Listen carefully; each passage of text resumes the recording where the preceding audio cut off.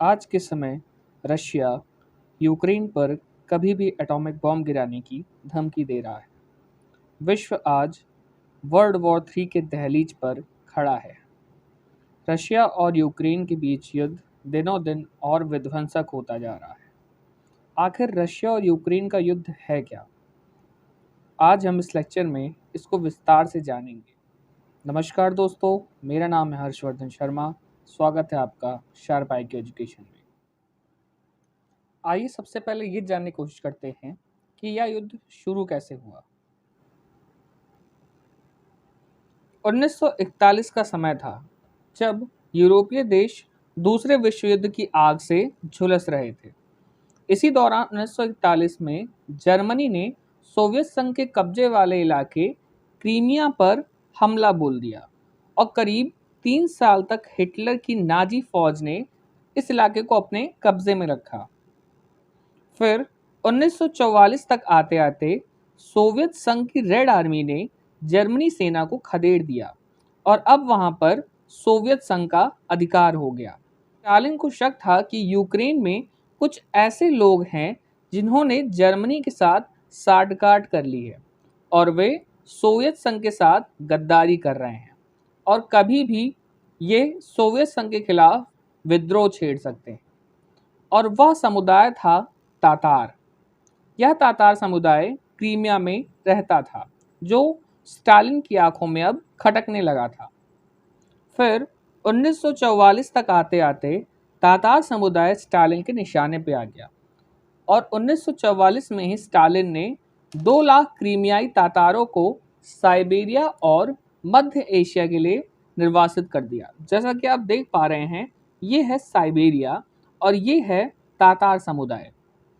Siberia में इन तातारों के लिए यातनाएं शिविरें बनाई गई और जहां इन लोगों पर बहुत जुर्म ढाया गया। और इसके पीछे स्टालिन का एक मकसद था कि क्रीमिया पर अपनी पकड़ को मजबूत किया जा सके और वह क्रीमिया में तातारों की जो तादाद है इसको कम कर रहा था और रूसियों की बहुसंख्या आबादी में लाना चाहता था। इससे क्या हो कि रूसियों की वहां संख्या बढ़े। 1953 में स्टालिन की मृत्यु हो गई और अब सोवियत संघ की सत्ता की चाबी नित्या खुर्शियोव के पास आ गई। खुर्शियोव सोवियत संघ के सर्वोच्च नेता बन गए और खुर्शियोव स्टालिन के बहुत ही ज़्यादा विरोधी थे। स्टालिन के हर फैसले को वह पलटने की कोशिश में रहते थे। फिर समय आया 1954। 1654 में यूक्रेन रूसी जानवरों का हिस्सा बना था और 1954 में इस घटना का 320 सालगिरह का मौका था। यूक्रेन अपनी सीमा क्रीमिया से साझा करता था। जैसा कि आप यहाँ देख पा रहे हैं, ये है क्रीमिया और ये है यूक्रेन। इसलिए खुर्शियोव ने क्रीमिया को यूक्रेन रूसी मैत्री और सहयोग के एक तोहफे के रूप में इसे यूक्रेन को सौंप दिया और अब क्रीमिया यूक्रेन का हिस्सा हो गया था।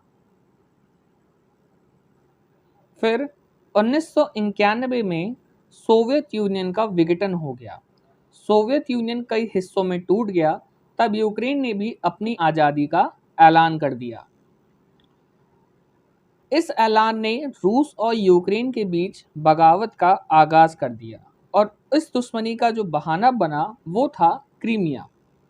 यानी कि रशिया क्रीमिया को अपने साथ लेना चाहता था, जो वह पहले यूक्रेन को तोहफे के तौर पे दिया था। और 20वीं शताब्दी के अंत तक लगभग 2.5 लाख क्रीमियाई तातार, उनके वंशज सोवियत संघ के विघटन के बाद क्रीमिया लौट आए थे। आपको याद होगा कि यही क्रीमियाई तातारों को स्टालिन के समय निर्वासित कर दिया गया था। उधर रूस यूक्रेन में अलगाववादियों को हथियारों से मदद करने लगा। रूस ने कई विद्रोही गुटों को पैदा कर दिया और ये विद्रोही जो गुट थे वो यूक्रेन में हथियार बंद संघर्ष चलाने लगे। फिर 2008 की वैश्विक मंदी आई।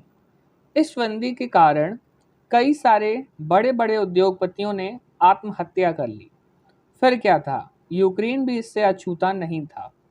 2008 में यूक्रेन में आर्थिक मंदी के कारण स्टील की मांग में कमी आई।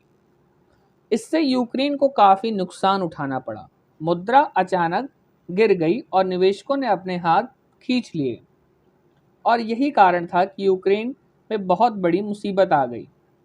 यूक्रेन को आर्थिक मदद की जरूरत थी, और इस मदद के लिए यूक्रेन को यूरोपीय संघ की जरूरत थी। वह इसका सदस्य नहीं था। इस मदद को हासिल करने के लिए उसे यूरोपीय यूनियन का मेंबर बनना था। लेकिन 2013 में यूक्रेन के राष्ट्रपति विक्टर यानुकोविच ने यूरोपीय संघ के साथ जुड़ने के फैसले से पीछे हट गए। सरकार के इस फैसले के खिलाफ हजारों लोग सड़क पर उतर आए, जिन्होंने सरकार पर रूस के दबाव में काम करने का आरोप लगाया। राजधानी कीव में कई सारे प्रदर्शनकारी इकट्ठा हो गए, और यह प्रदर्शनकारी यूक्रेन के राष्ट्रपति विक्टर यानुकोविच के खिलाफ इस्तीफा मांगने की मुहिम चलाने लगे। फरवरी 2014 में सुरक्षा बलों ने राजधानी कीव में 77 प्रदर्शनकारियों को मार डाला। इसके बाद राष्ट्रपति यानुकोविच रूस भाग गए, और जो विपक्षी नेता थे वो सत्ता में आ गए। इसी बीच मौका पाकर रूस ने क्रीमिया पर हमला कर दिया, और उधर रूस समर्थक हथियारबंद समूहों ने भी रूसी सीमा के पास पूर्वी यूक्रेन के कुछ इलाकों पर कब्जा कर लिया। आइए देखते हैं वो इलाके कौन कौन से हैं। यह इलाके थे लुहांस्क, डोनेत्स्क, पेट्रोवर्स्क। विद्रोहियों के कब्जे के बाद यूक्रेनी सेना ने इन इलाकों से अपने कदम पीछे खींच लिए, और इस संघर्ष में अब तक 14,000 लोगों की मौत हो गई। और इसी बीच क्रीमिया में जनमत संग्रह हुआ। यह जनमत संग्रह इसलिए हुआ कि क्रीमिया किस तरफ जाना चाहता है, रशिया में या यूक्रेन में, जिसमें आधे से ज़्यादा लोग रशिया के साथ जाने के फैसले पर मोहर लगाया। आपको याद होगा कि स्टालिन ने क्रीमिया में तातार समुदाय को हटाकर रशिया समुदाय को लाना चाहता था। उसी का नतीजा ये हुआ कि मौजूदा वक्त में क्रीमिया की कुल आबादी में 65% हिस्से से ज़्यादा हिस्सेदारी रूसियों की हो गई। इसलिए जनमत संग्रह का फैसला रूस के हाथ में जाना था, और अमेरिका और संयुक्त राष्ट्र ने इस संग्रह को मानने से इनकार कर दिया।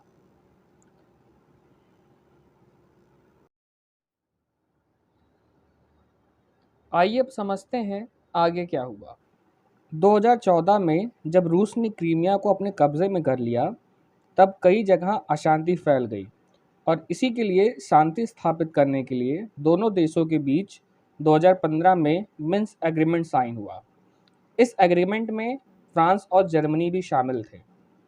इस एग्रीमेंट के मुताबिक विद्रोही क्षेत्रों में लड़ाई को खत्म करना था, और कुछ इलाके जो रशिया ने यूक्रेन के ले लिए थे उसको यूक्रेन को वापस लौटाने थे।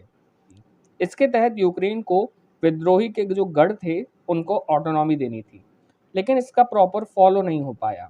रूस का आरोप है कि यूक्रेन ने 2014 के शांति सौदे का सम्मान नहीं किया, और यूक्रेन के जो हिमायती मुल्क हैं वह इसको अमल कराने में नाकामयाब रहे। हालांकि इस पर अमल ना होने के लिए यूक्रेन रूस को जिम्मेदार ठहराता है।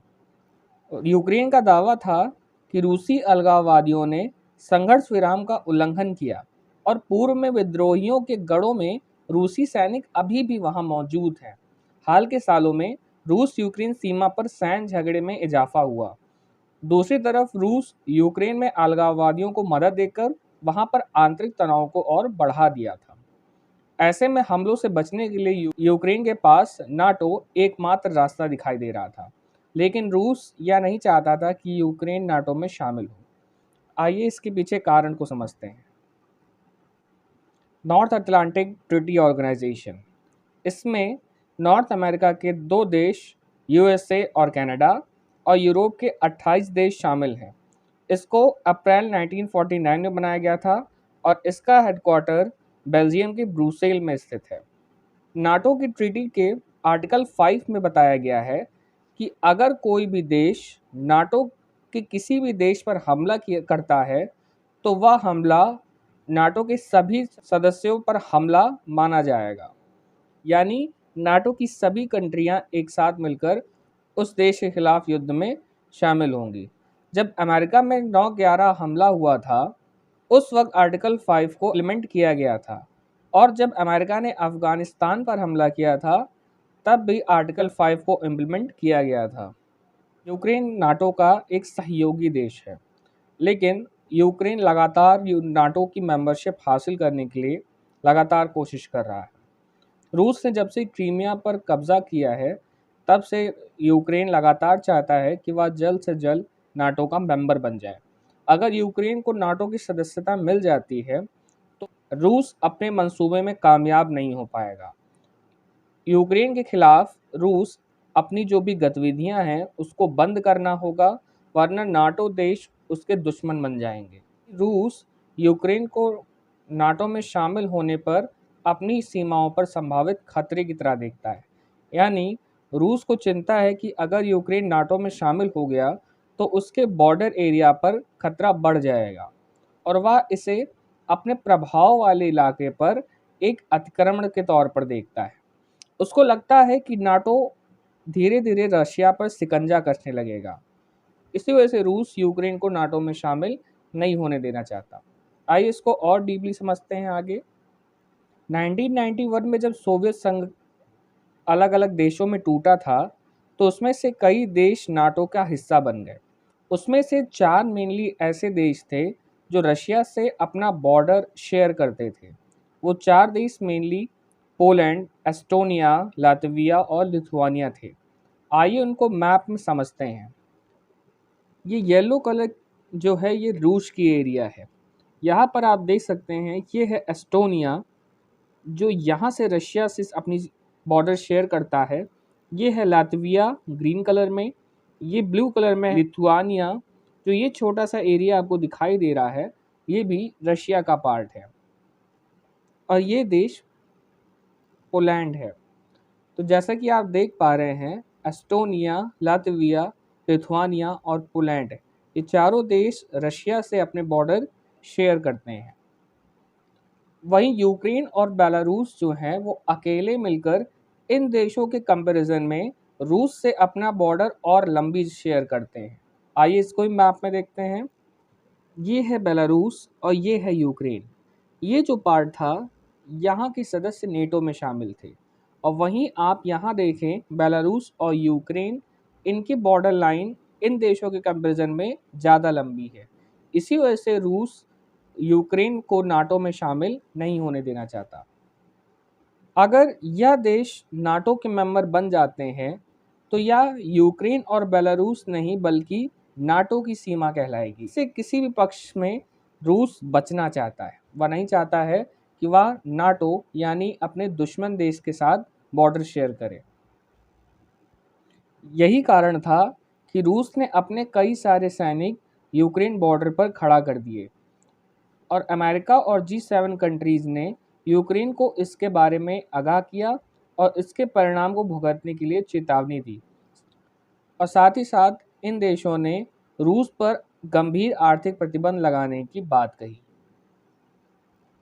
अब तक अमेरिका के राष्ट्रपति बाइडेन रूस की सुरक्षा चिंता को समझते हुए रूस की शर्तों पर विचार करने को राजी थे, लेकिन अमेरिका ने अचानक अपनी बातों से पलटते हुए यह ऐलान कर दिया कि वह यूक्रेन को नाटो में शामिल करने की मांग को खारिज नहीं करेंगे।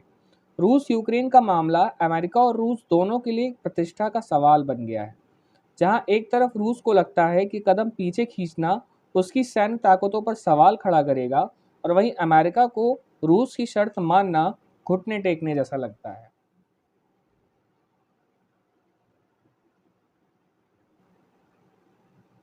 21 फरवरी को पुतिन ने लुहांस्क और डोनेट्स्क को एक स्वतंत्र राष्ट्र का दर्जा दे दिया।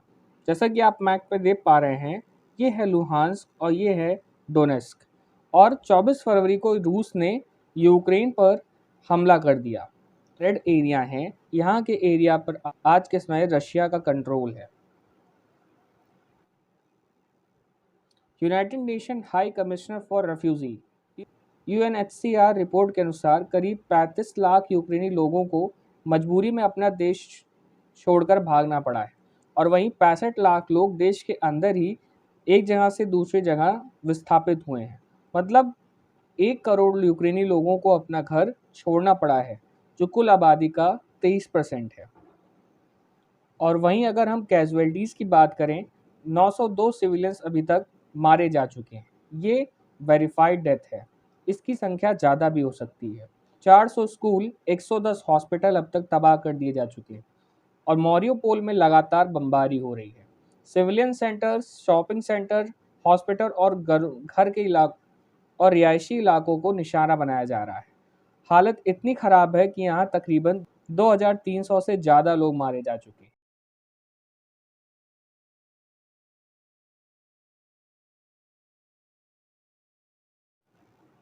यही रीज़न है कि रशिया पर बहुत ही बड़े बड़े इकोनॉमिक सैंक्शन लगाए गए। रूस के लिए सबसे बड़ा आर्थिक झटका तब लगा जब उसे अंतर्राष्ट्रीय स्विफ्ट पेमेंट सिस्टम से बाहर कर दिया गया। जब किसी एक कंट्री से दूसरे कंट्री में पैसा भेजना होता है, तब हमको स्विफ्ट कोड की ज़रूरत होती है। आज के समय रशिया को एक देश से दूसरे देश पैसा भेजने में काफ़ी दिक्कतों का सामना करना पड़ रहा है।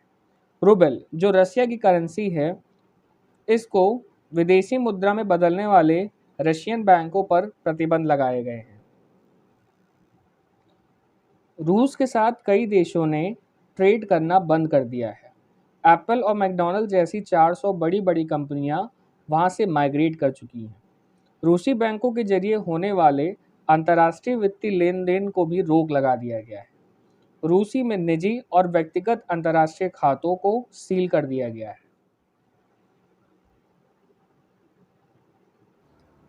रूस ने तीसरे विश्व युद्ध का आगाज कर दिया है और वहीं वैसे देश जो अब तक अपने छोटे देशों पर कब्जा नहीं करना चाह रहे थे, उनके लिए यह एक मौके के तौर पर देखा जा सकता है। दुनिया में परमाणु युद्ध का खतरा मंडरा रहा है और यूक्रेन के कई जगह नरसंहार भी हुए हैं। दुनिया में नई भू राजनीतिक उथल-पुथल की शुरुआत हो गई है और रूस को अलग-अलग सामान खरीदने में कई सारी मुश्किलों का सामना करना पड़ रहा है। कच्चे तेल की कीमतों में इजाफा हो रहा है। इससे कारण श्रीलंका जैसे कई छोटे-छोटे गरीब देशों में अराजकता फैल रही है।